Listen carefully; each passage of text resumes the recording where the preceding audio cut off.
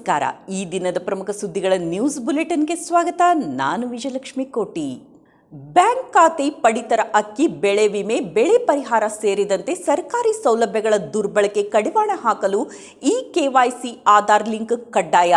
ಈಗ ಅಡುಗೆ ಅನಿಲ ಸಂಪರ್ಕ ಫಲಾನುಭವಿಗಳಿಗೂ KYC ಆಧಾರ್ ಲಿಂಕ್ ಕಡ್ಡಾಯವನ್ನ ಮಾಡಿದ್ದಾರೆ. ಅಡುಗೆ ಅನಿಲ ಪಡೆಯಲು ಡಿಸೆಂಬರ್ 31ರೊಳಗೆ KYC ಆಧಾರ್ ಲಿಂಕ್ ಮಾಡಿಸದಿದ್ದರೆ ಸಿಲಿಂಡರ್ ವಿತರಣೆನ ನಿಲ್ಲಿಸಲಾಗುವುದು. ಹೌದು, ಇದು ಬ್ಯಾಂಕ್ ಖಾತೆ, ಪಡಿತರ ಅಕ್ಕಿ, ಬೆಳೆ ವಿಮೆ ಪರಿಹಾರ ಸೇರಿದಂತೆ ಸರ್ಕಾರಿ ಸೌಲಭ್ಯಗಳ ದುರ್ಬಳಕೆ ಕಡಿವಾಣ ಹಾಕಲು KYC ಆಧಾರ್ ಲಿಂಕ್ ಕಡ್ಡಾಯ.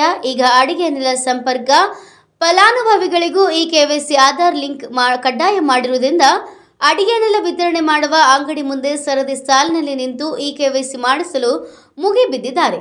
ಪಡಿತರ ಅಕ್ಕಿ, ಅಡುಗೆ ಅನಿಲ, ಬೆಳೆ ಪರಿಹಾರ, ಬೆಳೆ ವಿಮೆ ಫಲಾನುಭವಿಗಳ ಹೆಸರಿನಲ್ಲೂ ಸರ್ಕಾರಿ ಸೌಲಭ್ಯ ಪಡೆಯುತ್ತಿದ್ದವರಿಗೆ KYCಯಿಂದ ಬ್ರೇಕ್ ಬೀಳಲಿದೆ.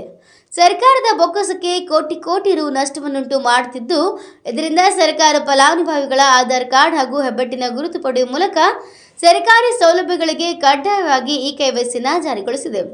ಬ್ಯಾಂಕ್ ಗ್ರಾಹಕರಿಗೆ KYC ಕಡ್ಡಾಯ ಎಂಬುದು ಗೊತ್ತು. ಇದೀಗ ಸರ್ಕಾರದ ಸಬ್ಸಿಡಿ ಗ್ಯಾಸ್ ಸಿಲಿಂಡರ್ ಪಡೆಯಲು ಸಹ KYCಯನ್ನು ಕಡ್ಡಾಯಗೊಳಿಸಲಾಗಿದೆ. ಒಂದರಿಂದ ಒಂದಕ್ಕಿಂತ ಹೆಚ್ಚು ಗ್ಯಾಸ್ ಸಿಲಿಂಡರ್ ಸಂಪರ್ಕ, ಗೃಹ ಬಳಕೆ ಸಿಲಿಂಡರ್ ಸಂಪರ್ಕವನ್ನು ದುರ್ಬಳಕೆಯಾಗುವುದನ್ನು ತಪ್ಪಿಸಲು ಗ್ರಾಹಕರ KYC ಅಪ್ಡೇಟ್ ಮಾಡುವಂತೆ ಕೇಂದ್ರ ಸರ್ಕಾರ ಗ್ಯಾಸ್ ಏಜೆನ್ಸಿಗಳಿಗೆ ಸೂಚನೆಯನ್ನು ನೀಡಿದೆ. ಗ್ರಾಹಕರ ಬೆರಳು ಗುರುತು ಮತ್ತು ಮುಖಚೇರನ್ನು ಮಾತ್ರ ಪರಿಗಣಿಸಿ KYC ಅಪ್ಡೇಟ್ ಮಾಡಬೇಕೆಂಬುದು ಕೇಂದ್ರ ಸರ್ಕಾರದ ಪೆಟ್ರೋಲಿಯಂ ಸಚಿವಾಲಯ ತೈಲ ಕಂಪನಿಗಳಿಗೆ 2 ವಾರದ ಹಿಂದೆ ಆದೇಶವನ್ನು ಮಾಡಿದ್ದು, ವರ್ಷಾಂತ್ಯದೊಳಗೆ ಪೂರ್ಣಗೊಳಿಸಬೇಕೆಂದು ಸೂಚನೆಯನ್ನು ನೀಡಿದೆ. ಪ್ರಧಾನಮಂತ್ರಿ ಉಜ್ವಲ ಯೋಜನೆಯಡಿ ಸಂಪರ್ಕ ಪಡೆದಿರುವ ಗ್ರಾಹಕರಿಗೂ KYC ಅನ್ವಯವಾಗಲಿದೆ. ವರ್ಗಾವಣೆಗೆ ಅವಕಾಶ. ಒಂದು ವೇಳೆ ಈಗಾಗಲೇ ಅಡುಗೆ ಅನಿಲ ಫಲಾನುಭವಿ ಮೃತಪಟ್ಟಿದ್ದರೆ, ಯಾರದೋ ಹೆಸರಿನಲ್ಲಿ ಅನಿಲ ಸಂಪರ್ಕವಿದ್ದು ಮತ್ತೊಬ್ಬರು ಬಳಕೆ ಮಾಡುತ್ತಿದ್ದರೆ ಅವರಿಗೆ KYC ಆಗುವುದಿಲ್ಲ. ಕುಟುಂಬದ ಬೇರೆ ಸದಸ್ಯರು ಬಳಕೆ ಮಾಡುತ್ತಿದ್ದರೆ ಸಂಪರ್ಕವನ್ನು ಅಡುಗೆ ಅನಿಲ ವಿತರಕರಿಗೆ ಅಗತ್ಯ ದಾಖಲೆಗಳನ್ನು ನೀಡಿ ತಮ್ಮ ಹೆಸರಿಗೆ ವರ್ಗಾವಣೆಯನ್ನ ಮಾಡಿಕೊಳ್ಳಬಹುದು. ನಿಜವಾದ ಗ್ರಾಹಕರಿಗೆ ಮಾತ್ರ ಸಬ್ಸಿಡಿ ಸಿಲಿಂಡರ್ ಸಿಗಬೇಕೆನ್ನುವುದು KYC ಉದ್ದೇಶ ಎನ್ನುತ್ತಾರೆ ಗ್ಯಾಸ್ ಏಜೆನ್ಸಿಯ ಮಾಲೀಕರೊಬ್ಬರು. ಗ್ಯಾಸ್ ಸಿಲಿಂಡರ್ಗೆ KYC ಮಾಡಿಸುವುದು ಕಡ್ಡಾಯ ಎಂದು ಘೋಷಿಸಿದೆ. KYCನ ಮಾಡಿಸದಿದ್ದರೆ ಸದ್ಯ ದೊರೆಯುತ್ತಿರುವ ಸಬ್ಸಿಡಿ ನಿಲ್ತದೆ. ಸರ್ಕಾರವು KYC ಮಾಡಿಸಲು ಈಗಾಗಲೇ ನವೆಂಬರ್ 25ರಿಂದ ಅವಕಾಶವನ್ನ ನೀಡಿದೆ. KYCನ ಮಾಡಿಸಲು ಡಿಸೆಂಬರ್ 31ರವರೆಗೂ ಅವಕಾಶವಿದೆ. 31ನೇ ಡಿಸೆಂಬರ್ ಒಳಗೆ ಗ್ಯಾಸ್ ಏಜೆನ್ಸಿ ಕಚೇರಿಯಲ್ಲಿ ಬೆಳಗ್ಗೆ 10ರಿಂದ ಸಂಜೆ 5ರವರೆಗೆ KYCನ ಮಾಡಿಕೊಡಲಾಗುವುದು. KYC ಮಾಡಿಸದಿದ್ದರೆ ನಿಮಗೆ ಮುಂದಿನ ದಿನಗಳಲ್ಲಿ ಗ್ಯಾಸ್ ಸಿಲಿಂಡರ್ ವಿತರಣೆ ಹಾಗೂ ಸಬ್ಸಿಡಿಯು ಕಡಿತಗೊಳ್ಳುತ್ತಿದೆ ಎಂದು ಆಹಾರ ಮತ್ತು ನಾಗರಿಕ ಸರಬರಾಜು ಇಲಾಖೆ ತಿಳಿಸಿದೆ. ಬೆಳಗ್ಗೆ 5 ಗಂಟೆಗೆ ಬರುವ ಬಳಕೆದಾರರು ಮೈಕೊರೆಯುತ್ತಾ ಚುಮು ಚಳಿಯಲ್ಲಿ ನಡುಗುತ್ತಾ ಸರತಿ ಸಾಲಿನಲ್ಲಿ ನಿಂತು ಕಾಯುವಂತ ಪರಿಸ್ಥಿತಿ ಉಂಟಾಗಿದೆ. ಇದಲ್ಲದೆ ಡಿಸೆಂಬರ್ 31ರ ಒಳಗಾಗಿ ಮಾಡಿಸಬೇಕೆಂದು ಕೇಂದ್ರ ಸರ್ಕಾರ ಆದೇಶವನ್ನು ಸಹ ನೀಡಿದೆ. ಆದರೂ ಸಾವಿರಾರು ಜನಸಂಖ್ಯೆಯುಳ್ಳ ಕ್ಷೇತ್ರದಲ್ಲಿ ಡಿಸೆಂಬರ್ 31 ಬಹಳ ಕಡಿಮೆ ಅವಧಿ ಆಗ್ತದೆ. ಸಾರ್ವಜನಿಕರಿಗೆ ಕೇಂದ್ರ ಸರ್ಕಾರ ಹೆಚ್ಚಿನ ಅವಧಿಯನ್ನು ಕೊಡಬೇಕೆಂದು ಆಗ್ರಹಿಸಿದರು. Mounesh Achar, NKS TV4, Challakere. ಇದಕ್ಕೋಸ್ಕರ 31 ಡಿಸೆಂಬರ್ ಲಾಸ್ಟ್ ಕೊಟ್ಟಿರೋದ್ರಿಂದ ಜನಗಳಿಗೆ ತುಂಬ ತೊಂದರೆ ಆಗ್ತಿದೆ. ರಾತ್ರಿ 4 ಗಂಟೆಗೆ ಬಂದು ಕುಂತಿರ್ತಕ್ಕಂಥ ಸ್ನೇಹಿತರೆಲ್ಲ ಅಲ್ಲಿ ಕುಂತಿದ್ದಾರೆ. ಅದರಲ್ಲಿ ಸರ್ವರ್ ಬ್ಯುಸಿ ಇರ್ತದೆ. ಹೆಬ್ಬೆಟ್ಟು ತಗೊಂಬೋದಿಲ್ಲ, ವಯಸ್ಸಾಗಿರೋದು ಹೆಬ್ಬೆಟ್ಟು ತಗೊಂಬೋದಿಲ್ಲ. ಆಮೇಲೆ 10 ತಡ ಅದನ್ನು ಹಾಕಿದರೂ ಕೂಡ ನಿಮ್ಮದು ಬರಲಿಲ್ಲ ಅಂತ ಹೇಳ್ತಾರೆ. ಇದಕ್ಕೆ ಬೇರೆ ಏನಾದರೂ ಮಾರ್ಗ, ಇದು ಕಣ್ಣಿಂದಾಗಲಿ ಬೇರೆ ಆಗಲಿ ತಗೊಂಡು, ಇಲ್ಲಾಂದರೆ OTPಯನ್ನು ತಗೊಂಡು ನಮಗೆ ಜನಗಳಿಗೆ ಅನುಕೂಲ ಮಾಡಿಕೊಡ್ಬೇಕಾಗಿ ನಾನು ಕೇಂದ್ರ ಸರ್ಕಾರದಲ್ಲಿ ಕೇಳ್ಕೊತೀನಿ. ಯಾಕೆ ಅಂತ ಹೇಳಿದರೆ, ಹೆಣ್ಮಕ್ಳು 4 ಗಂಟೆಗೆ ಬಂದು ಕೂತ್ಕೊತಾರೆ. ಇಲ್ಲಿ ಹುಳ ಉಪ್ಪಡೆ ಇದ್ದರೂ ಕೂಡ ಅದು ಏನೋ ಅದು ಲೆಕ್ಕಕ್ಕೆ ಬರ್ದಂಗೆ ಇದು ಮಾಡ್ತಾರೆ. ಗ್ಯಾಸಿಂದ ಮಾತ್ರ ಏನು ಕಾನೂನು ಮಾಡಿದರೆ ನಾವು ಒಪ್ತೀವಿ. ಆದರೆ ಈ ಕಾನೂನನ್ನು ಸೊಡಲಿಸಿ ನಮಗೆ ಈಗ ಯಾರಿದ್ದಾರೆ ಅವರಿಗೆ ಬೇಕಿದ್ರೆ ಕಾರ್ಡನ್ನು ಅವ್ರು ತಗೊಳ್ಳಿ, OTP ತಗೊಳ್ಳಿ. ಬರೀ ಹೆಬ್ಬೆಟ್ಟು ಅಂತ ಹೇಳಿದರೆ, ಈಗ ನನ್ನದೇ ವಯಸ್ಸಾಗಿದೆ, 4 ತಡ ಬಂದಿದ್ದೀನಿ, ನನಗೆ ಹೆಬ್ಬೆಟ್ಟುಗಳೇ ಬಂದಿಲ್ಲ. ಈಗ ಹೆಬ್ಬೆಟ್ಟು ಬಂದಿಲ್ಲ ಸರ್, ನಾವೇನು ಮಾಡೋಣ, ಇನ್ನೊಂದು ತಡ ಬರ್ರಿ ಅಂತಾರೆ. ಅಷ್ಟೊತ್ತಿಗೆ ಸರ್ವರ್ ಬ್ಯುಸಿ ಆಗುತ್ತದೆ. ಇಂಥ ತೊಂದರೆಗಳಾಗ್ತಿದ್ದಾವೆ. ಕೇಂದ್ರ ಸರ್ಕಾರ ಗಮನಿಸಿ ಇದರ ಬಗ್ಗೆ ಒಂದು ಮಾಡ್ಕೊಂಡು ಪ್ರತಿದಿನ ಬಂದು ಇಲ್ಲಿ ಕಾದು ಅವ್ರ ಕೂಲಿ ಆಗಲಿ, ಅವ್ರ ಮನೆ ಕೆಲಸ ಆಗಲಿ ತುಂಬ ತೊಂದರೆ ಆಗ್ತಿದೆ. ಇದನ್ನೆಲ್ಲ ಗಮನ ಇಟ್ಕೊಂಡು ಕೇಂದ್ರ ಸರ್ಕಾರ ಒಂದು ಒಳ್ಳೆ ಕಾನೂನನ್ನು ಮಾಡಿ ಈ ಡೇಟನ್ನು ಮುಂದುವರಿಸಿ ಬೇರೆ ಒಂದು ಸುಲಭವಾಗಿರ್ತಕ್ಕಂಥ ಮಾರ್ಗವನ್ನು ಕಲ್ಪಿಸ್ಕೊಡ್ಬೇಕಾಗಿ ಆ ಕೇಂದ್ರ ಸರ್ಕಾರದಲ್ಲಿ ವಿನಂತಿ ಮಾಡಿದೆ. ಮೊಹಮ್ಮದ್ ಅನ್ವರ್, ಮೈನಾರಿಟಿ ಅಧ್ಯಕ್ಷ, ಕಾಂಗ್ರೆಸ್ ಘಟಕ, ಚಳ್ಳಕೆರೆ. ಹಾಸನ ನಗರ ಬಸ್ ನಿಲ್ದಾಣದ ಪಕ್ಕ ಕಾನೂನು ಉಲ್ಲಂಘನೆ ಮಾಡಿ ಕಟ್ಟಡ ನಿರ್ಮಾಣ ಮಾಡಲಾಗುತ್ತಿದ್ದು, ಆ ಸ್ಥಳದಲ್ಲಿ ಸುಗಮ ಸಂಚಾರಕ್ಕೆ ವಿಸ್ತರಿಸುವಂತೆ ಆಗ್ರಹಿಸಿ ಬಿಜೆಪಿಯವರು ಮೊದಲು ಹೇಮಾವತಿ ಪ್ರತಿಮೆ ಬಳಿ ಪ್ರತಿಭಟನೆ ನಡೆಸಿದ್ದರಲ್ಲದೆ ಜಟ್ಕಾ ನಿಲ್ದಾಣದ ಕಾಮಗಾರಿ ಎದುರು ರಸ್ತೆ ಮಧ್ಯೆಯೇ ಕುಳಿತು ಕೆಲ ಸಮಯ ಪ್ರತಿಭಟಿಸಿದ ಹಿನ್ನೆಲೆಯಲ್ಲಿ ಪೊಲೀಸ್ ಬಿಗಿ ಬಂದೋಬಸ್ತನ್ನು ಮಾಡಲಾಗಿತ್ತು.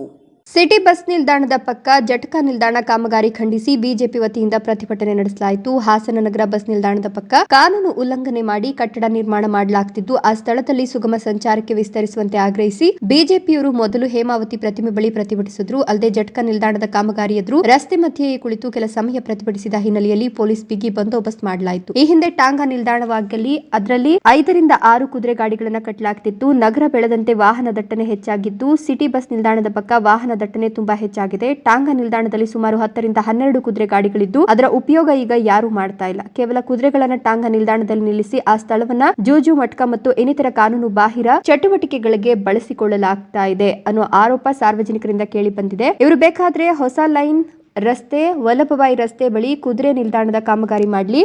ಮೈಸೂರಿನಲ್ಲಿರುವ ಕುದುರೆ ಗಾಡಿಗಳು ತುಂಬಾ ಚೆನ್ನಾಗಿದ್ದು, ನಗರದ ಸುತ್ತ ಓಡಾಡಲು ಕುದುರೆ ಗಾಡಿಗಳನ್ನು ಬಳಸೋದು ಉಂಟು. ಆದ್ರೆ ಹಾಸನದಲ್ಲಿ ಈ ಕುದುರೆ ಗಾಡಿಗಳನ್ನ ಕೇವಲ ಸರಕು ಸಾಮಗ್ರಿಗಳನ್ನ ಹೊರಲು ಬಳಸ್ತಾ ಇದ್ದಾರೆ ಅಂತ ಹೇಳಲಾಗ್ತಾ ಇದ್ದು, ರಸ್ತೆ ಅಗಲೀಕರಣ ಮಾಡಿ ಸುಗಮ ಸಂಚಾರಕ್ಕೆ ಅನುವು ಮಾಡಿಕೊಡ್ಬೇಕು, ಇಲ್ಲವೇ ಪಾರ್ಕಿಂಗ್ ವ್ಯವಸ್ಥೆ ಬಳಸಿಕೊಳ್ಳೋದು ಸೂಕ್ತ ಅಂತ ನಾಗರಿಕರ ಅಭಿಪ್ರಾಯವಾಗಿದೆ ಅಂತ ಹೇಳಿದ್ರು. ನಂತರ ಪ್ರತಿಭಟನಾ ಮೆರವಣಿಗೆಯು ಎನ್ಆರ್ ವೃತ್ತದ ಮೂಲಕ ಜಿಲ್ಲಾಧಿಕಾರಿ ಕಚೇರಿ ಆವರಣಕ್ಕೆ ಬಂದು ಜಿಲ್ಲಾಡಳಿತಕ್ಕೆ ಮನವಿಯನ್ನ ಸಲ್ಲಿಸಲಾಯಿತು. ಈ ಒಂದು ಪ್ರತಿಭಟನೆಯಲ್ಲಿ ನಗರಸಭಾ ಮಾಜಿ ಅಧ್ಯಕ್ಷ ಆರ್ ಮೋಹನ್, ನಗರಸಭಾ ಸದಸ್ಯ ದಯಾನಂದ್, ಬಿಜೆಪಿ ನಗರ ಮಂಡಲಾಧ್ಯಕ್ಷ ವೇಣುಗೋಪಾಲ್, ನಗರಸಭಾ ಸದಸ್ಯ ರಕ್ಷಿತ್, ದಯಾನಂದ್, ನಾಗೇಶ್, ನಾರಾಯಣ್, ಚೆನ್ನಕೇಶವ, ವಕ್ತಾರರಾದ ದೇವರಾಜೇಗೌಡ, ಪ್ರೀತಿ ವರ್ಧನ್, ವೇದವತಿ ಇನ್ನು ಹಲವರು ಹಾಜರಿದ್ದರು. Chandan, NKS TV4 Hassan. ನಗರ ಬಿಜೆಪಿ ಘಟಕದಿಂದ ಈ ನಗರ ಹಾಸನ ನಗರದ ಹೃದಯ ಭಾಗದಲ್ಲಿರುವಂತಹ ಜಟ್ಕಾ ಹೊಸ ಬಸ್ ಸ್ಟ್ಯಾಂಡ್ ಅಂದರೆ ಸಿಟಿ ಬಸ್ ಸ್ಟ್ಯಾಂಡ್ ಪಕ್ಕದಲ್ಲಿ ಜಟ್ಕಾ ಸ್ಟ್ಯಾಂಡ್ ಮಾಡ್ತಾ ಇದ್ದಾರೆ. ಅದು ಕಾನೂನು ಬಹಿರಂಗ ಮಾಡ್ತಾ ಇದ್ದಾರೆ. ನಗರಸಭೆಯಿಂದ ಯಾವುದೇ ಒಂದು ಅನುಮತಿನೂ ತಗೊಳ್ಳದಾಗೆ ಇಷ್ಟ ಬಂದಂಗೆ ಮಾಡ್ತಾ ಇದ್ದಾರೆ. ಅದಿರೋದು 51-18 ಅವರು ಯಾವಾಗ ಒಂದು 30-40 ವರ್ಷದಿಂದ ಯಾರೋ ಪುಣ್ಯಾತ್ಮರವ್ರಿಗೆ ಅನುಮತಿ ಕೊಟ್ಟಿದ್ದಂತೆ ಜಟ್ಕಾ ಸ್ಟ್ಯಾಂಡ್ಗೆ. ಅದು ಇವತ್ತು ಇಂದಿನ ಶಾಸಕರು ತಮ್ಮ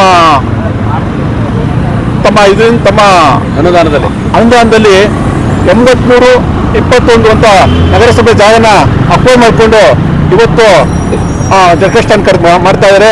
ಅದು ಸಹ ಜಟ್ಕಾ ಸ್ಟ್ಯಾಂಡ್ ಥರ ಕಾಣ್ತಿಲ್ಲ, ವಾಣಿಜ್ಯ ಮಳಿಗೆ ಥರ ಕಾಣ್ತಾ ಇದೆ. ಅದು ಕುದುರೆ ಸ್ಟ್ಯಾಂಡು ಅಂದರೆ ಬೆಳಕು ಆಮೇಲೆ ಗಾಳಿ ಬೇಕು, ಇದು ಏನಿಲ್ಲ. ಸುತ್ತಲೂ ಗೋಡೆ ಎತ್ಕೊಂಡು ಹೋಲಿ ಥಿಯೇಟರ್ ಹಾಕ್ಕೊಂಡು ಜಟ್ಕಾ ಸ್ಟ್ಯಾಂಡ್ ಮಾಡ್ತಾ ಇದ್ದಾರಂತೆ. ದಯವಿಟ್ಟು ಇದು ನಿಲ್ಲಿಸಬೇಕಾಗಿ ನಾವು ಜಿಲ್ಲಾಧಿಕಾರಿ ಮತ್ತು ನಗರಸಭೆಯಲ್ಲಿ ಕೇಳ್ಕೊತಾ ಇದ್ದೀವಿ. ಇಲ್ಲ, ಈಗ AWS ಸರ್ ಬರಕ್ಕೆ ಹೇಳಿದ್ದೀನಿ, ಬರ್ತಾರೆ, ನಿಲ್ಲಿಸಕ್ಕೆ ಹೇಳಿದಾರಂತೆ. ಆದರೂ ಇವರು ಕಾನೂನು ಬಹಿರಂಗ ಮಾಡ್ತಾ ಇದ್ದಾರೆ, ಬರ್ತಾ ಇದ್ದಾರೆ. ಅವ್ರೀಗ ಇಲ್ಲೇ ಬಂದು ಅವರೇ ನಿಲ್ಲಿಸಕ್ಕೆ ಹೇಳ್ತಾರೆ ಅವರಿಗೆ. ಕಟ್ಟುವುದು ಸೌಂದರ್ಯಕ್ಕೆ ಇದು ತೆಗೆದು ರಸ್ತೆ ಮಾಡಿ ಮತ್ತು ನಗರಸಭೆ ಜಾಗವನ್ನು ಒತ್ತುವರಿ ಮಾಡಿರ್ತಾರೆ. 30x40 11 ಒತ್ತುವರಿ ಮಾಡಿರ್ತಾರೆ.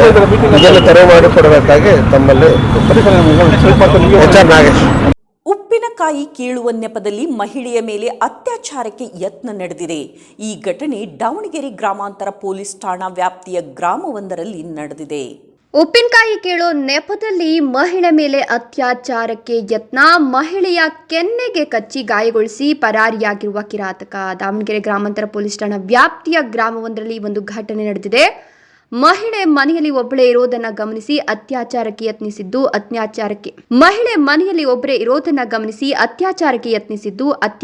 ಯತ್ನಿಸಿ ತಲೆಮರೆಸಿಕೊಂಡ ಆರೋಪಿ 48 ವರ್ಷದ ಮಂಜಪ್ಪ DH ಅಂತ ಹೇಳಲಾಗ್ತಿದ್ದು, ಆರೋಪಿ ಬಂಧನಕ್ಕೆ ಆಗ್ರಹಿಸಿ ಇದೀಗ 10 ಮಹಿಳೆಯರು ಸೇರಿ ಪ್ರತಿಭಟನೆಯನ್ನು ನಡೆಸಿದ್ದಾರೆ. ದಾವಣಗೆರೆ SP ಕಚೇರಿಯ ಮುಂದೆ ಮಹಿಳೆಯರು ಪ್ರತಿಭಟನೆಯನ್ನು ನಡೆಸ್ತಾ ಇದ್ದು, ಆರೋಪಿ ಫೋಟೋ ಹಿಡಿದು ನ್ಯಾಯ ಕೊಡಿಸುವಂತೆ ಆಗ್ರಹಿಸಿ ಪ್ರತಿಭಟನೆಯನ್ನು ನಡೆಸಿದ್ದಾರೆ.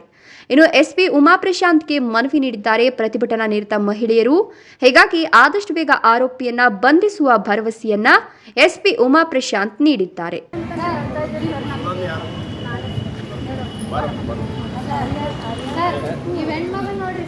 ಹೆಣ್ಮಗಳಿಗೆ ಅನ್ಯಾಯ ಆಗೈತೆ ಅಂದ್ರೆ ನೋಡಿ ಸರ್, ಇನ್ನೊಂಚೂರು ಸರ್ ಕೈ ಮುಗಿತೀವಿ ಸರ್.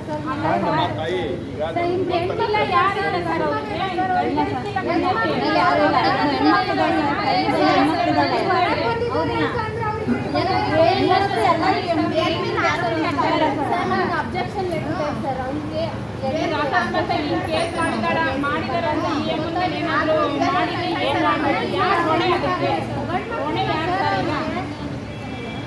ನಿಜವಾಗ್ಲೂ ಅನ್ಯಾಯ ಆಗಿದೆ.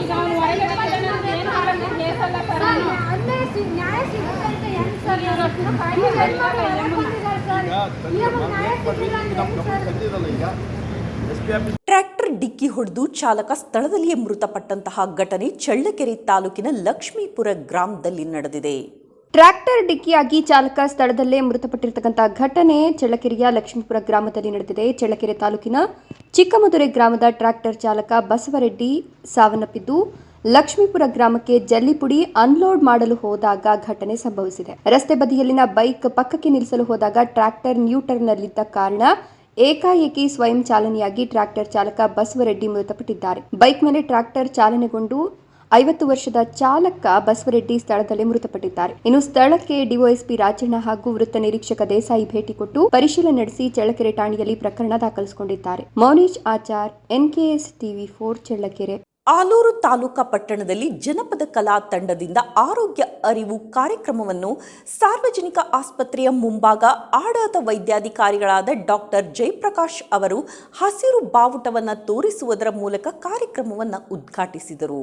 ಆಲೂರು ತಾಲೂಕು ಪಟ್ಟಣದಲ್ಲಿ ಜನಪದ ಕಲಾ ತಂಡದಿಂದ ಆರೋಗ್ಯ ಅರಿವು ಕಾರ್ಯಕ್ರಮವನ್ನು ಸಾರ್ವಜನಿಕ ಆಸ್ಪತ್ರೆಯ ಮುಂಭಾಗ ಆಡಳಿತ ವೈದ್ಯಾಧಿಕಾರಿಗಳಾದ ಡಾಕ್ಟರ್ ಜಯಪ್ರಕಾಶ್ ಅವರು ಹಸಿರು ಬಾವುಟವನ್ನು ತೋರಿಸುವುದರ ಮೂಲಕ ಕಾರ್ಯಕ್ರಮದ ಉದ್ಘಾಟನೆಯನ್ನು ನೆರವೇರಿಸಿದ್ರು. ನಂತರ ಕಾರ್ಯಕ್ರಮವನ್ನು ಉದ್ದೇಶಿಸಿ ಮಾತನಾಡ್ತಾ ರಾಜ್ಯಾದ್ಯಂತ ಸುದ್ದಿಯಲ್ಲಿರುವ ಹೆಣ್ಣು ಭ್ರೂಣ ಲಿಂಗ ಪತ್ತೆ ಬಗ್ಗೆ ವಿಶೇಷ ಜಾಗೃತಿ ಮೂಡಿಸುವುದರ ಮೂಲಕ ಲಿಂಗ ಸಮಾನತೆಯನ್ನು ಕಾಪಾಡುವಂತೆ ತಿಳಿಸಿದ್ರು. ನಂತರ ಆರೋಗ್ಯ ಮನುಷ್ಯನಿಗೆ ಎಲ್ಲಾ ಸಂಪಾದನೆಗಿಂತ ಅತಿ ಮುಖ್ಯವಾಗಿದ್ದು ಇದನ್ನು ಕಾಪಾಡಲು ಹೆಚ್ಚಿನ ಕಾಳಜಿ ವಹಿಸುವಂತೆ ಸಲಹೆ ಕೊಟ್ಟರು. ಹಾಗೆಯೇ ಜನಪದ ಕಲಾ ತಂಡದವರು ಹಳ್ಳಿಗಳಿಗೆ ತೆರಳಿ ಆರೋಗ್ಯದ ಬಗ್ಗೆ ಹಾಡುಗಳು ಹಾಗೂ ನೃತ್ಯಗಳನ್ನು ಮಾಡೋದ್ರ ಮುಖಾಂತರ ಹಳ್ಳಿಯ ಜನರಿಗೆ ಆರೋಗ್ಯದ ಬಗ್ಗೆ ತಿಳಿಸಿ ಅರಿವು ಮೂಡಿಸಿದ್ರು. ಈ ಕಾರ್ಯಕ್ರಮದಲ್ಲಿ ಕ್ಷೇತ್ರ ಆರೋಗ್ಯ ಶಿಕ್ಷಣಾಧಿಕಾರಿಗಳಾದ ಸತೀಶ್, ನಿರೀಕ್ಷಣಾಧಿಕಾರಿ ಮೋಹನ್, ರಾಜು, ಕ್ಷಯರೋಗ ಮೇಲ್ವಿಚಾರಕ ಸತೀಶ್, ಹಿರಿಯ ಪ್ರಾಥಮಿಕ ಸುರಕ್ಷಣಾಧಿಕಾರಿ ಭಾಗ್ಯಮ್ಮ, ತಿಮ್ಮಮ್ಮ ಹಾಗೂ ಇಲಾಖಾ ಸಿಬ್ಬಂದಿಗಳು ಭಾಗವಹಿಸಿದ್ರು. ಶಾಂತ ನಿಲುವಾಗಿಲು, NKS TV4 ಆಲೂರು. ಜಿಲ್ಲಾ ಆರೋಗ್ಯ ಮತ್ತು ಕುಟುಂಬ ಕಲ್ಯಾಣ ಸಂಸ್ಥೆಯ ವತಿಯಿಂದ ಸಾರ್ವಜನಿಕರಿಗೆ ಆರೋಗ್ಯ ಕಾರ್ಯಕ್ರಮಗಳ ಅರಿವು ಮತ್ತು ಭ್ರೂಣ ಹತ್ಯೆಯ ಬಗ್ಗೆ ಅರಿವು ಮೂಡಿಸಲು ಪ್ರಗತಿ ಕಲಾ ತಂಡದವರಿಂದ ತಾಲೂಕಿನಾದ್ಯಂತ ಆಯ್ದ ಹಳ್ಳಿಗಳಿಗೆ ಭೇಟಿ ನೀಡಿ ಜನರಿಗೆ ಅರಿವು ಮೂಡಿಸಲು ಹಾಡುಗಳ ಮೂಲಕ ಮತ್ತು ನಾಟಕದ ಮೂಲಕ ಅರಿವು ಮೂಡಿಸ್ತಾ ಇದೆ. ಇದನ್ನು ಈ ದಿವಸ ಬೆಂಗಳೂರು ಗ್ರಾಮಾಂತರ ಸಂಸದ ಹಾಗೂ ಜಿಲ್ಲಾ ಉಸ್ತುವಾರಿ DK ಸುರೇಶ್ ಅವರ 58ನೇ ಜನ್ಮದಿನದ ಅಂಗವಾಗಿ ಜಿಲ್ಲಾ ಕಾಂಗ್ರೆಸ್ ಕಚೇರಿ ಮತ್ತು ಹೇಮಾವತಿ ಪ್ರತಿಮೆ ಬಳಿ ಬೃಹತ್ ಕೇಕ್ ಅನ್ನು ಕತ್ತರಿಸಿ ರಕ್ತದಾನ ಹಾಗೂ ಸಾರ್ವಜನಿಕರಿಗೆ ಅನ್ನದಾನ ನೆರವೇರಿಸುವುದರ ಮೂಲಕ ಅತ್ಯಂತ ಅರ್ಥಪೂರ್ಣವಾಗಿ ಆಚರಿಸಲಾಯಿತು. ಬೆಂಗಳೂರು ಗ್ರಾಮಾಂತರ ಸಂಸದರು ಹಾಗೂ ಜಿಲ್ಲಾ ಉಸ್ತುವಾರಿ DK ಸುರೇಶ್ ಅವರ 58ನೇ ಜನ್ಮದಿನದ ಅಂಗವಾಗಿ ಜಿಲ್ಲಾ ಕಾಂಗ್ರೆಸ್ ಕಚೇರಿ ಮತ್ತು ಹೇಮಾವತಿ ಪ್ರತಿಮೆ ಬಳಿ ಬೃಹತ್ ಕೇಕ್ ಕತ್ತರಿಸಿ ರಕ್ತದಾನ ಹಾಗೂ ಸಾರ್ವಜನಿಕರಿಗೆ ಅನ್ನದಾನ ನೆರವೇರಿಸುವುದರ ಮೂಲಕ ಅರ್ಥಪೂರ್ಣವಾಗಿ ಆಚರಿಸಲಾಯಿತು. ನಂತರ ಕಾಂಗ್ರೆಸ್ ಮುಖಂಡರಾದ ಡಾಕ್ಟರ್ ದಿನೇಶ್ ಬೈರೇಗೌಡ ಮಾತನಾಡಿ, ಸಂಸದರಾದ DK ಸುರೇಶ್ ರವರ ಹುಟ್ಟುಹಬ್ಬವನ್ನು ಬಹಳ ವಿಶೇಷವಾಗಿ ಆಚರಣೆ ಮಾಡಲಾಗುತ್ತಿದೆ. ಬೆಳಗ್ಗೆ ದೇವಸ್ಥಾನದಲ್ಲಿ ಪೂಜೆ, ರಕ್ತದಾನ ಹಾಗೂ ಸಾರ್ವಜನಿಕರಿಗೆ ಅನ್ನದಾನ ನೆರವೇರಿಸುವುದರ ಮೂಲಕ ಅರ್ಥಪೂರ್ಣವಾಗಿ ಆಚರಣೆ ಮಾಡಲಾಗುತ್ತಿದೆ ಅಂತ ಹೇಳಿದ್ರು. DK ಸುರೇಶ್ ಅವರಿಗೆ ದೇವರು ಆಯುಷ್ಯ, ಆರೋಗ್ಯ, ಇನ್ನಷ್ಟು ಉನ್ನತ ಮಟ್ಟದ ಅಧಿಕಾರ ಹಾಗೂ ಪಕ್ಷಕ್ಕೆ ಇನ್ನಷ್ಟು ಶಕ್ತಿಯಾಗಿ ಯುವಕರಿಗೆ ಸ್ಫೂರ್ತಿ ತುಂಬಬೇಕು ಅಂತ ದೇವರಲ್ಲಿ ಪ್ರಾರ್ಥಿಸಿ ಶುಭಾಶಯಗಳನ್ನು ಸಲ್ಲಿಸುತ್ತಿದ್ದೇನೆ ಅಂತ ಹೇಳಿದ್ರು. ಇನ್ನು ಕಾರ್ಯಕ್ರಮದಲ್ಲಿ ಜಿಲ್ಲಾಧ್ಯಕ್ಷ ಲಕ್ಷ್ಮಣ್, ಮುಖಂಡರಾದ ದೇವರಾಜೇಗೌಡ ಹಾಗೂ ಮುಖಂಡರಾದ ಡಾಕ್ಟರ್ ದಿನೇಶ್, ಯುವ ಕಾಂಗ್ರೆಸ್ ಜಿಲ್ಲಾಧ್ಯಕ್ಷ ರಂಜಿತ್ ಗೋರೂರು, INTUC ಅಧ್ಯಕ್ಷ ರಾಮಚಂದ್ರ, ಕಾಂಗ್ರೆಸ್ ಮುಖಂಡರಾದ ರಘು, ನಗರ ಬ್ಲಾಕ್ ಕಾಂಗ್ರೆಸ್ ಅಧ್ಯಕ್ಷ ಅಬ್ದುಲ್ ಕಯೂಂ, ಅಶೋಕ್ ನಾಯಕರಹಳ್ಳಿ, ಕಟ್ಟಾಯ ಹೋಬಳಿ ಅಧ್ಯಕ್ಷ ಗಿರೀಶ್, ಶಂಕರರಾಜು, ಆರಿಫ್, ಶಿವಕುಮಾರ್, ಅಶ್ರು, ಗ್ರಾಮಾಂತರ ಬ್ಲಾಕ್ ಕಾಂಗ್ರೆಸ್ ಅಧ್ಯಕ್ಷ ಚಂದ್ರಶೇಖರ್, ಚಂದ್ರೇಗೌಡ, ಮದನ್, ಮಧುಸೂದನ್, ಮಲ್ಲಿಗೆವಾಳ್, ದೇವಪ್ಪ, ಶಿವಕುಮಾರ್, ಚಿಕ್ಕೇಗೌಡ, ಪ್ರಕಾಶ್ ಇತರರು ಉಪಸ್ಥಿತರಿದ್ದರು. Chandan, NKS TV4 Hassan. ಸಂಸದರು, ನಮ್ಮ ಹಾಸನ ಜಿಲ್ಲೆಯ ಕಾಂಗ್ರೆಸ್ ಪಕ್ಷದ ಉಸ್ತುವಾರಿಯೂ ಆಗಿರ್ತಕ್ಕಂಥ ಸನ್ಮಾನ್ಯ DK ಸುರೇಶ್ ಅವರ 58ನೇ ವರ್ಷದ ಹುಟ್ಟುಹಬ್ಬವನ್ನು ಈ ದಿವಸ ನಾವು ಕಾಂಗ್ರೆಸ್ ಕಚೇರಿಯಲ್ಲಿ ನಮ್ಮೆಲ್ಲ ಬ್ಲಾಕ್ ಕಾಂಗ್ರೆಸ್ ಅಧ್ಯಕ್ಷರುಗಳು, ಮುಚ್ಚಡಿ ಅಧ್ಯಕ್ಷರುಗಳು, ಕಾರ್ಯಕರ್ತರು, ಹಿತೈಷಿಗಳು ಒಟ್ಟಿಗೆ ಇವತ್ತು ತುಂಬ ಸರಳವಾಗಿ ಆಚರಣೆ ಮಾಡ್ತಾ ಇದ್ದೇವೆ. ಈ 57 ವಸಂತಗಳನ್ನ ಮುಗಿಸಿ 58ನೇ ವಸಂತಕ್ಕೆ ಕಾಲಿಟ್ಟಿರ್ತಕ್ಕಂಥ ನಮ್ಮ ಜನನಾಯಕ ಸನ್ಮಾನ್ಯ DK ಸುರೇಶ್ ಅವರಿಗೆ ದೇವರು ಆಯುರಾರೋಗ್ಯ ಐಶ್ವರ್ಯ ಕೊಟ್ಟು ಕಾಪಾಡಲಿ, ಇನ್ನೂ ಉನ್ನತ ಹುದ್ದೆಯನ್ನು ಕೊಟ್ಟು ಅವರಿಗೆ ಭಗವಂತ ಕರುಣಿಸ್ಲಿ ಅಂತೇಳಿ. ಹಾಗೆಯೇ ನಮ್ಮ ಹಾಸನ ಜಿಲ್ಲೆಗೆ ಅವರ ವಿಶೇಷವಾದಂಥ ಒಂದು ಕೊಡುಗೆ ಮತ್ತು ಆಸಕ್ತಿ ಸದಾ ನಮ್ಮೆಲ್ಲ ಕಾರ್ಯಕರ್ತರು ಮತ್ತು ಮುಖಂಡರ ಮೇಲೆ ಇರಲಿ ಅಂತೇಳಿ ಈ ಸಂದರ್ಭದಲ್ಲಿ ನಾನು ಹೇಳಲಿಕ್ಕೆ ಇಷ್ಟಪಡ್ತೇನೆ. ಎಲ್ಲರಿಗೂ DK ಸುರೇಶ್ ಅವರ ಹುಟ್ಟುಹಬ್ಬದ ಶುಭಾಶಯ ಹೇಳಕ್ಕೆ ಇಷ್ಟಪಡ್ತೀನಿ. ಇವತ್ತು ನಾವೇನು ಕಾರ್ಯಕ್ರಮ ಹಮ್ಮಿಕೊಂಡಿದ್ದೀವಿ, ಮುಖ್ಯವಾದ ಕಾರ್ಯಕ್ರಮ ಬ್ಲಡ್ ಡೊನೇಷನ್ ಮಾಡಬೇಕಾದ್ರೆ ಜನರಿಗೆ ಮಿನಿಮಮ್ ಏಜ್ 18 ಇಯರ್ಸಿಂದ ಮ್ಯಾಕ್ಸಿಮಮ್ 65 ಇಯರ್ಸ್ ತನಕ ಬ್ಲಡ್ ಕೊಡ್ತಾ ಹೋಗ್ಬೋದು. ಅಟ್ಲೀಸ್ಟ್ 50 kg ಸರ್ ವೆಯ್ಟ್ ಇರಬೇಕು. ಕೊಡುವಂಥ ಬ್ಲಡ್ ಡೊನೇಟ್ ಮಾಡೋಂಥವ್ರು 50 kg ಇರಬೇಕು. ಮಿನಿಮಮ್ ಏಜ್ 18 ವರ್ಷದಿಂದ 65 ವರ್ಷ ತನಕ. ಮತ್ತು ಪ್ರತಿ 4 ತಿಂಗಳು ಒಂದು ಬಾರಿ ಬ್ಲಡ್ ಕೊಡ್ತಾ ಹೋಗ್ಬೋದು. ನಾವು ಬದುಕಿರೋ ಟೈಮಲ್ಲಿ ಮಾಡುವಂಥ ಶ್ರೇಷ್ಠವಾದ ದಾನ ಅಂದರೆ ಬ್ಲಡ್ ಡೊನೇಷನ್. ಯಾಕೆಂದರೆ ನಮ್ಮ ದೇಹದ ಒಂದು ಭಾಗನ ಇನ್ನೊಬ್ಬರು ಕೊಡ್ತಾ ಇರ್ತೀವಿ. ಮಿಕ್ಕಿದೆಲ್ಲ ದಾನಗಳು, ನೇತ್ರ ದಾನ ಆಗಲಿ, ಅಂಗಾಂಗ ದಾನಗಳಾಗಲಿ, ಅವೆಲ್ಲ ನಾವು ಡೆತ್ ಆದಮೇಲೆ ದಾನ ಮಾಡುವಂಥದ್ದು. ಬದುಕಿದಾಗ ಮಾಡೋಂಥ ಶ್ರೇಷ್ಠ ದಾನ ರಕ್ತದಾನ. ಹಾಗಾಗಿ ಪ್ರತಿಯೊಬ್ಬರು ರಕ್ತ ಕೊಡೋ ಹ್ಯಾಬಿಟ್ ಬೆಳೆಸ್ಕೋಬೇಕು. ಯಾಕೆಂದರೆ ಒಬ್ಬರು ಆಕ್ಸಿಡೆಂಟ್ ಆದಾಗ ನಾವು ಬ್ಲಡ್ ಕೇಳ್ತೀವಿ, ಅವ್ರದ್ದು ಬ್ಲಡ್ ಇಲ್ಲ ಅಂದಾಗ ಗಾಬರಿ ಆಗ್ತೀವಿ. ಅದೇ ನಾವು ಕೊಟ್ಟಿದ್ರೆ ಸ್ಟೋರ್ ಮಾಡಿ ಇಟ್ಟಿರ್ತಾರೆ, ಇಮಿಡಿಯೇಟ್ ಯೂಸ್ ಆಗುತ್ತೆ ಯಾವುದೇ ಅಪಘಾತಗಳಲ್ಲಿ. ಹಾಗಾಗಿ ಪ್ರತಿಯೊಬ್ಬರು ಮುಂದೆ ಬಂದು ಬ್ಲಡ್ ಡೊನೇಷನ್ ಮಾಡಬೇಕು. ಇಂಥ ಒಂದು ಶ್ರೇಷ್ಠವಾದ ಕಾರ್ಯಕ್ರಮ ಜಿಲ್ಲಾ ಯುವ ಕಾಂಗ್ರೆಸ್ ಅವರು, ಜಿಲ್ಲಾ ಕಾಂಗ್ರೆಸ್ ಘಟಕದವರು ಮತ್ತು ವೈದ್ಯ ಘಟಕದವರು ಎಲ್ಲ ಸೇರ್ಕೊಂಡು ಹಮ್ಮಿಕೊಂಡಿದ್ದೀವಿ. ಇದಕ್ಕೆ ನಿಮ್ಮೆಲ್ಲರದ್ದು ಸಹಕಾರ ಇಲ್ಲದೆ ಮುಖ ಕೇಳ್ಕೊಳ್ತೀವಿ. ಪಾವಗಡದಲ್ಲಿ ರೈತರ ಹಾಗೂ ಕೃಷಿ ಕಾರ್ಮಿಕರ ಹಲವು ಬೇಡಿಕೆಗಳನ್ನು ಈಡೇರಿಸುವಂತೆ ಒತ್ತಾಯಿಸಿ ಕರ್ನಾಟಕ ರಾಜ್ಯ ರೈತ ಸಂಘದ ತಾಲೂಕಾ ಅಧ್ಯಕ್ಷರಾದ ಪೂಜಾರಪ್ಪನವರ ನೇತೃತ್ವದ ವತಿಯಲ್ಲಿ ಬೃಹತ್ ಪ್ರತಿಭಟನೆಯನ್ನು ನಡೆಸಲಾಯಿತು. ರೈತರ ಹಾಗೂ ಕೃಷಿ ಕಾರ್ಮಿಕರ ಹಲವು ಬೇಡಿಕೆಗಳನ್ನು ಈಡೇರಿಸುವಂತೆ ಒತ್ತಾಯಿಸಿ ಕರ್ನಾಟಕ ರಾಜ್ಯ ರೈತ ಸಂಘದ ತಾಲೂಕು ಅಧ್ಯಕ್ಷರಾದ ಪೂಜಾರಪ್ಪನವರ ನೇತೃತ್ವದಲ್ಲಿ ಬೃಹತ್ ಪ್ರತಿಭಟನೆ ನಡೆಸಿ ಪ್ರವಾಸಿ ಮಂದಿರದ ತಾಲೂಕು ಕಚೇರಿಗೆ ತೆರಳಿ ಗ್ರೇಡ್ 2 ತಹಶೀಲ್ದಾರ್ ನರಸಿಂಹಮೂರ್ತಿ ಅವರಿಗೆ ಮನವಿ ಪತ್ರವನ್ನು ಸಲ್ಲಿಸಲಾಯಿತು. ಈ ವೇಳೆ ರೈತ ಮುಖಂಡ ಪೂಜಾರಪ್ಪ ಮಾತನಾಡ್ತಾ ಅಕ್ರಮ ಸಕ್ರಮ ಯೋಜನೆಯಲ್ಲಿ ಸುಮಾರು 30 ವರ್ಷಗಳಿಂದ ಜಮೀನನ್ನು ಉಳುಮೆ ಮಾಡಿಕೊಂಡು ಬಂದಿರುವ ಬಡ ರೈತರಿಗೆ ಜಮೀನು ಮಂಜೂರು ಮಾಡಿಸಿ ಖಾತೆ ಪಹಣಿ ಮಾಡಿಕೊಡಬೇಕು. ರೈತರಿಗೆ ಸರಿಯಾಗಿ ವಿದ್ಯುತ್ ಸರಬರಾಜು ನೀಡದೇ ಇರೋದ್ರಿಂದ ಇಟ್ಟಿರುವ ಫಸಲು ಒಣಗಿ ಪರಿಸ್ಥಿತಿ ಬಂದಿದೆ. ಇಂದಿನ ಸರ್ಕಾರ ರೈತರಿಗೆ ಸಮರ್ಪಕವಾಗಿ ವಿದ್ಯುತ್ ನೀಡುತ್ತಿತ್ತು ಮತ್ತು ಅಕ್ರಮ ಸಕ್ರಮದಲ್ಲಿ ಹಣ ಕಟ್ಟಿಸಿಕೊಂಡು ರೈತರಿಗೆ ಸಮರ್ಪಕವಾದ ವಿದ್ಯುತ್ ಪೂರೈಸುತ್ತಿದ್ರು. ಈಗಿನ ಸರ್ಕಾರ ಟ್ರಾನ್ಸ್ಫಾರಂ ಅಳವಡಿಸಲು ಗುತ್ತಿಗೆದಾರರು ಸುಲಿಗೆ ಮಾಡುತ್ತಿದ್ದು ಒಂದು ಟ್ರಾನ್ಸ್ಫಾರಂ ನೀಡಲು 3 ಲಕ್ಷ ಕೇಳುತ್ತಿದ್ದಾರೆ. ಕಡು ಬಡತನದಲ್ಲಿ ನರಳುತ್ತಿರುವ ರೈತರು ಹಣವನ್ನು ಕಟ್ಟಿ ಟ್ರಾನ್ಸ್ಫರ್ ಅಳವಡಿಸಲು ಸಾಧ್ಯವಾಗ್ತಿಲ್ಲ. ಆದ್ದರಿಂದ ಸರ್ಕಾರವು ರೈತರ ನೆರವಿಗೆ ಬರಬೇಕು. ಭಾರತೀಯ ಸೇನೆಯಲ್ಲಿ ಮೈಲಾರಪ್ಪ ಎಂಬುವವರು ಸುಮಾರು 20 ವರ್ಷಗಳ ಕಾಲ ಸೇವೆ ಸಲ್ಲಿಸಿ ನಿವೃತ್ತರಾಗಿರುತ್ತಾರೆ. ಇವರು ಕಸಬಾ ಹೋಬಳಿ ಕೊಡಮಡುಗು ಗ್ರಾಮದ ಸರ್ವೆ ನಂಬರ್ 126ರಲ್ಲಿ 4 ಎಕರೆ 34 ಗುಂಟೆ ಜಮೀನಿಗೆ ಅರ್ಜಿ ಸಲ್ಲಿಸಿದ್ದು ಸಂಬಂಧಪಟ್ಟ ಅಧಿಕಾರಿಗಳು ಮಂಜೂರು ಮಾಡದೆ ನಿರ್ಲಕ್ಷ್ಯ ವಹಿಸಿದ್ದಾರೆ. ಇನ್ನಾದರೂ ಸರ್ಕಾರವು ದೇಶ ಕಾಯ್ದ ಯೋಧನಿಗೆ ಎಲ್ಲಾ ರೀತಿಯ ಸವಲತ್ತುಗಳನ್ನು ಒದಗಿಸಬೇಕು. ಅಲ್ಲದೆ ಪ್ರತಿ ವರ್ಷವೂ ಬೆಳೆ ವಿಮೆಯನ್ನು ರೈತರು ಕಟ್ಟುತ್ತಾ ಬಂದಿದ್ದರೂ ಸಹ ಬೆಳೆ ವಿಮೆ ನೀಡದೆ ವಿಮಾ ಕಂಪನಿಯು ರೈತರಿಗೆ ವಂಚಿಸ್ತಾ ಇದೆ. ಹಾಗೂ ಬರಗಾಲದಿಂದ ತತ್ತರಿಸುವ ರೈತರಿಗೆ ಸಕಾಲಕ್ಕೆ ಬೆಳೆ ನಷ್ಟ ಪರಿಹಾರವನ್ನು ನೀಡಬೇಕು. ಇಲ್ಲದಿದ್ದರೆ ಮುಂದಿನ ದಿನಗಳಲ್ಲಿ ಇನ್ನೂ ಬೃಹತ್ ಹೋರಾಟ ಮಾಡಲಾಗುತ್ತದೆ ಅಂತ ಎಚ್ಚರಿಸಿದರು. ಈ ಸಂದರ್ಭದಲ್ಲಿ ಕರ್ನಾಟಕ ರಾಜ್ಯ ರೈತ ಸಂಘದ ಮಹಿಳಾ ಜಿಲ್ಲಾಧ್ಯಕ್ಷರಾದ ಶ್ರೀಮತಿ ನಾಗರತ್ನ, ತಾಲೂಕು ಉಪಾಧ್ಯಕ್ಷರಾದ ನಾರಾಯಣಪ್ಪ, ಕಾರ್ಯದರ್ಶಿ ನರಸಣ್ಣ, ಶಿವು, ಮಂಜುನಾಥ್, ಹನುಮಂತರಾಯಪ್ಪ, ಚಿತ್ತಯ್ಯ, ಸುಶೀಲಮ್ಮ ಇನ್ನೂ ಹಲವು ರೈತರು ಭಾಗವಹಿಸಿದ್ರು. Anil Yadav, NKS TV4 Pavagada. ಸರ್ಕಾರ ಘೋಷಣೆ ಮಾಡೈತೆ, ಇವತ್ತು ರೈತರ ಖಾತೆಗೆ ಇದುವರೆಗೂ ಅಮೌಂಟ್ ಹಾಕಿಲ್ಲ. ಎತ್ತಬೇಕು ಸರ್ಕಾರ. ಯಾಕಂದ್ರೆ ರೈತ ಸಾಲ ಸೂಲ ಮಾಡಿರ್ತಾನೆ, ಅವ್ನಿಗೇನೋ ಸರ್ಕಾರ ಒಂದು 20-25 ಸಾವಿರ ಕೊಟ್ರೆ ಆತ್ಮಹತ್ಯೆ ಮಾಡ್ಕೊಂಬ ನನ್ನ ಗಮನ ಕೂಡ ಬಂದಿದೆ. ಸರ ಮಾಡಬಾರ್ದು ಸರ್ಕಾರ.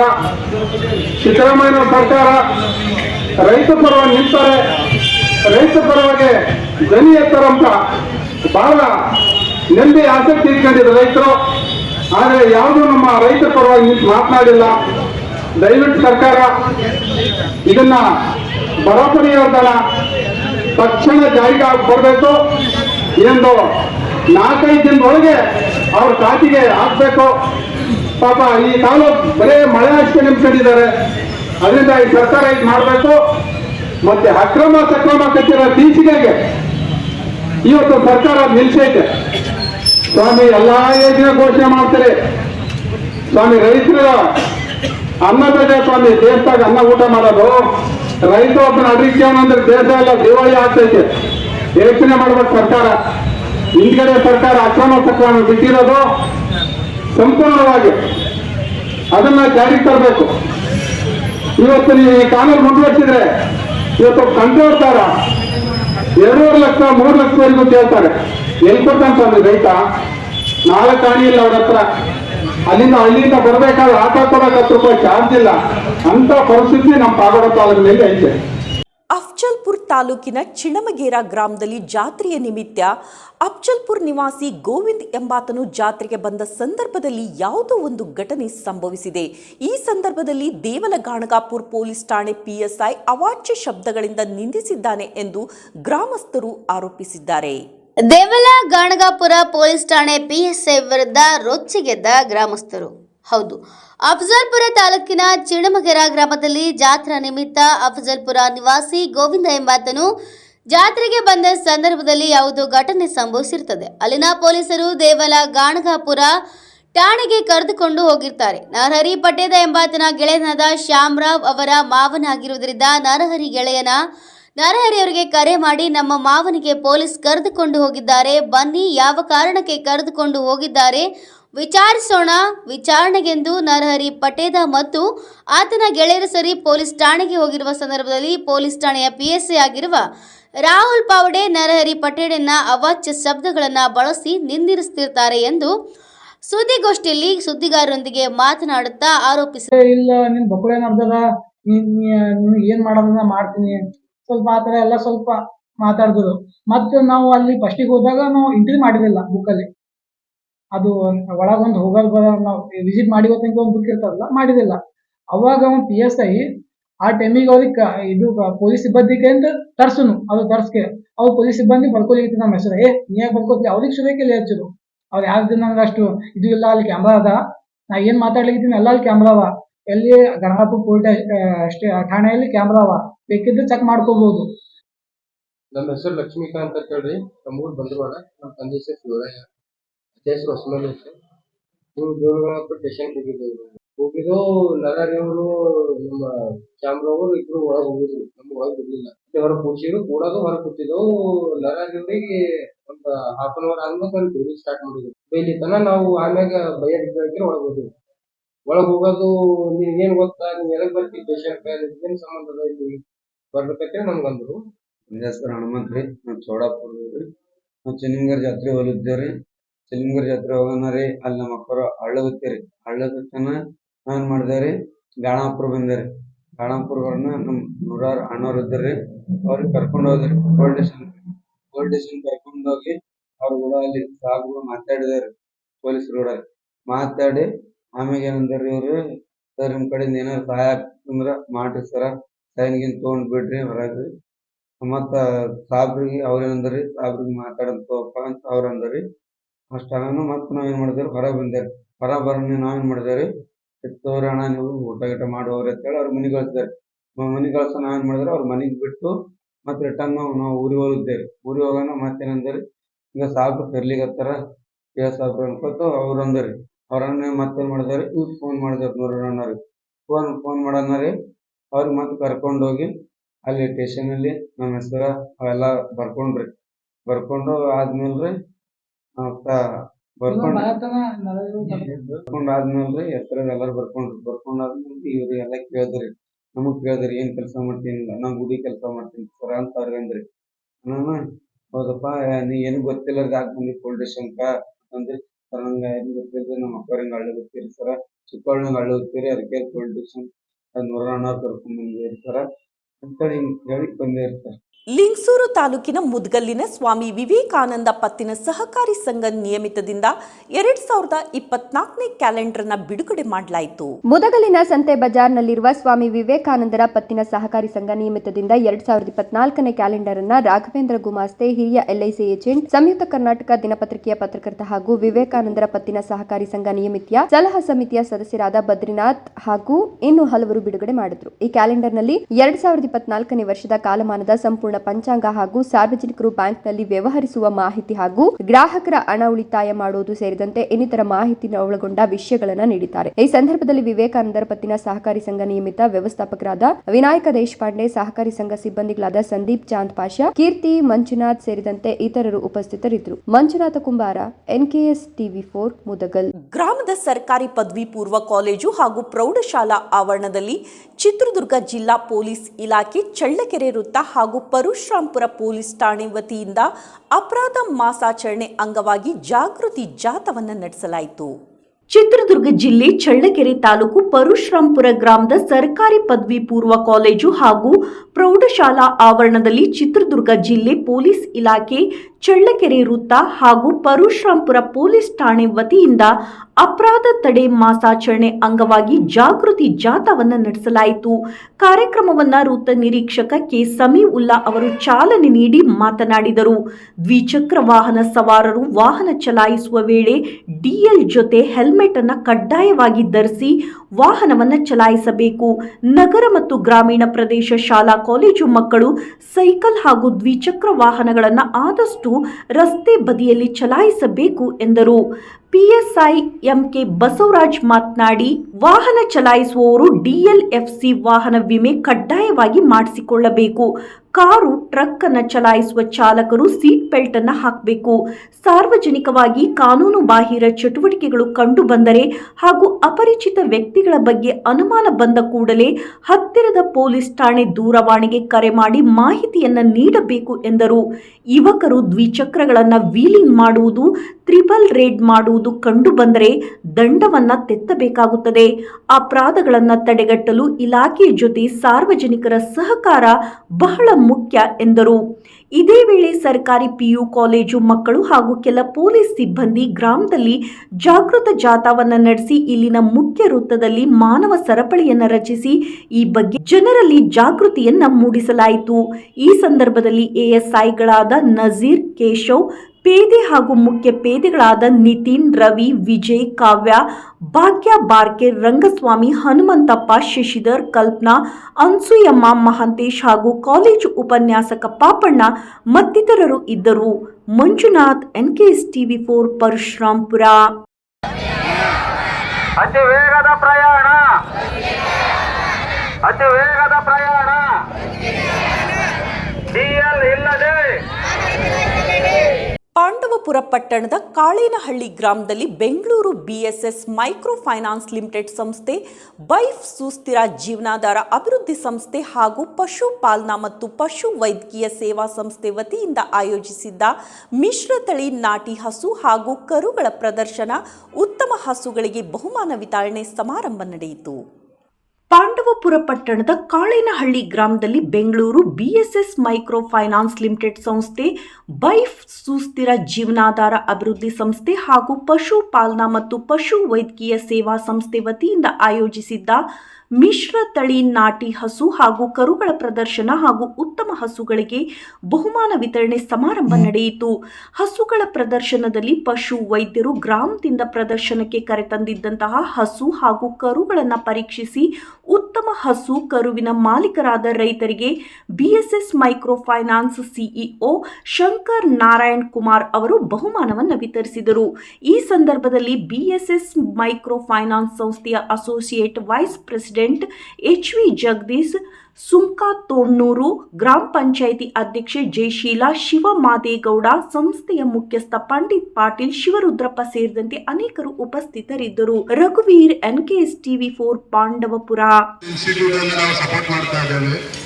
ಆಮೇಲೆ ಅಕ್ಷಯ ಪಾತ್ರ ಈ ಗವರ್ಮೆಂಟ್ ಸ್ಕೂಲ್ಸ್ ಎಲ್ಲ ಇದೆಲ್ಲ ಅಲ್ಲಿ ಊಟ ವ್ಯವಸ್ಥೆ ಮಾಡ್ತಾರೆ. ಆ ಅಕ್ಷಯ ಪಾತ್ರಕ್ಕೆ ಸಪೋರ್ಟ್ ಮಾಡ್ತಾ ಇದ್ದೇವೆ.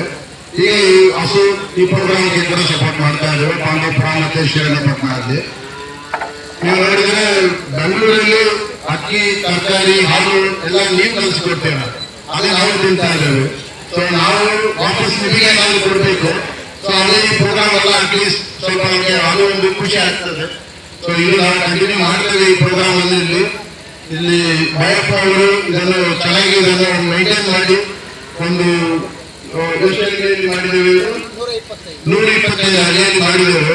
ನಮ್ಮ ಆಸೆ ಏನಂದ್ರೆ ಕರ್ನಾಟಕದಲ್ಲಿ ಇರುವ ಎಷ್ಟು ಹಳ್ಳಿ ರೀಚ್ ಆಗ್ಬೋದು ಅಷ್ಟು ನಾವು ಮಾಡ್ತೇವೆ ಇನ್ನು ಫ್ಯೂಚರ್ ಅಲ್ಲಿ. ಹಾಗೆ ರೈತರು ಸಪೋರ್ಟ್ ಬೇಕಾಗ್ತದೆ.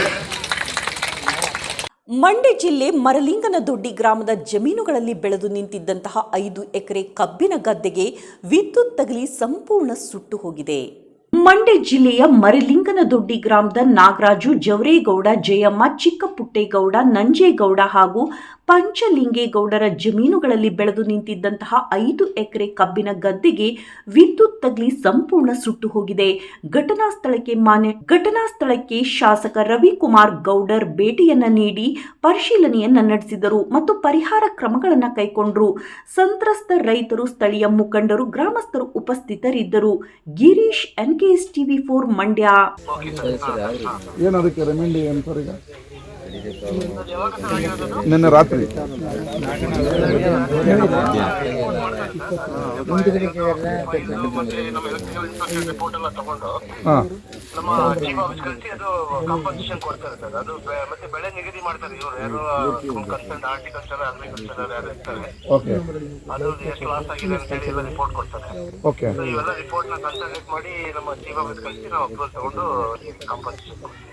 ಆಯ್ತು ಸರ್, ಅದು ಸ್ವಲ್ಪ ಮಾಡಿಕೊಡಿ. ಎಲ್ಲ ಬಡವರು ಪಾಪ ಭಾಳ ಸೀರಿಯಸ್ ಆಗಿದೆ. ನಿಮ್ಮ ಡಬಲ್ ಇದು ಕೊಡಿ ಸರ್, ಡೈರೆಕ್ಷನ್ ಕೊಡಿ. FIR ಆಗಿದೆ, ಫೈರ್ ಇಂಜಿನ್ ಬಂದಿತ್ತಾ? ಆಯ್ತು, ಅವರೆಲ್ಲ ರಿಪೋರ್ಟ್ ಹಾಕಲಿ, ನಾನು ಫಾಲೋ ಮಾಡ್ತೀನಿ. ಇದಿಷ್ಟು ಈ ದಿನದ ಪ್ರಮುಖ ಸುದ್ದಿಗಳ ನ್ಯೂಸ್ ಬುಲೆಟಿನ್. ನಿರಂತರ ಸುದ್ದಿಗಾಗಿ ನೋಡ್ತಾ ಇರಿ NKS TV4, ಇದು ನಿರಂತರ ಕಾರ್ಯಪಡೆ.